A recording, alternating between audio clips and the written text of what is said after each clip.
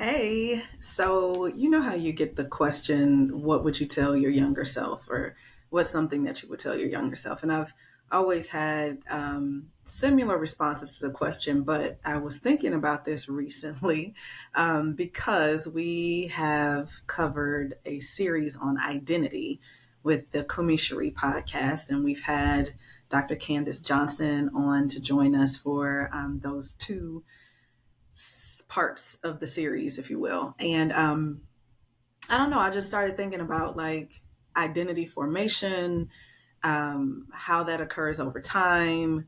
What are we telling ourselves even in our younger years? And just wanted to share this quick story and hopefully hoping that it could be shared with some younger girls that may be struggling with this a little bit. But I just remember feeling different, like in my younger years.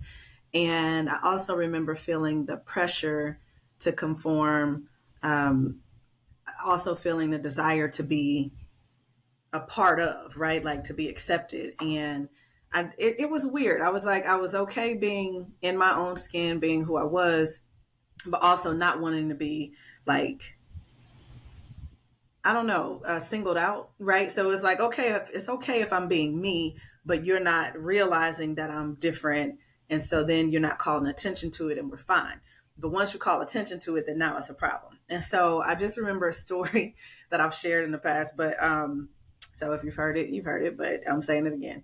But I was, just in this space of fifth grade, and had a girl who was just literally like sending me like, well, not sending, writing little notes, right, and leaving them on my desk and threats, right, like basically like she's gonna fight me or whatever. And I remember just being like, okay, like I don't know who this person is. I have some speculation as to who I think it could be, and I just was annoyed by the fact that I knew this was a thing every day, that I just was always trying to like kind of looking over my shoulder like, is it going to happen today? Is somebody trying to fight me, whatever. So I asked my teacher. It was a black male teacher, which was very rare now to find in elementary school. But I mean, we had several black educators in Flint, Michigan, where I grew up. And early years. And he was just a great person, great teacher, great educator. And I went to him and said, hey, this is happening. I would like to address the class. If can I talk to the class? I didn't say address at the time. I was like, can I talk to the class?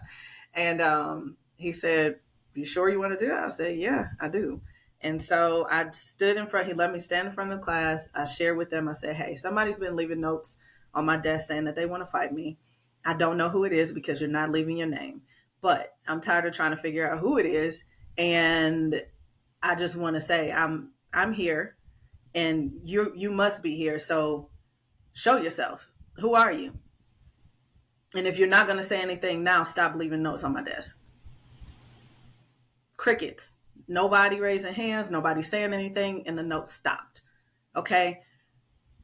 That's scenario number one, right? Where I had to step into my identity of being bold, being courageous, realizing, okay, yeah, you might be singling me out, but I'm not. You're not about to come at me, and I'm not about to come back and address the situation, right, appropriately. Secondly, I had an experience where, in those same years, where I was the smart girl, right? Like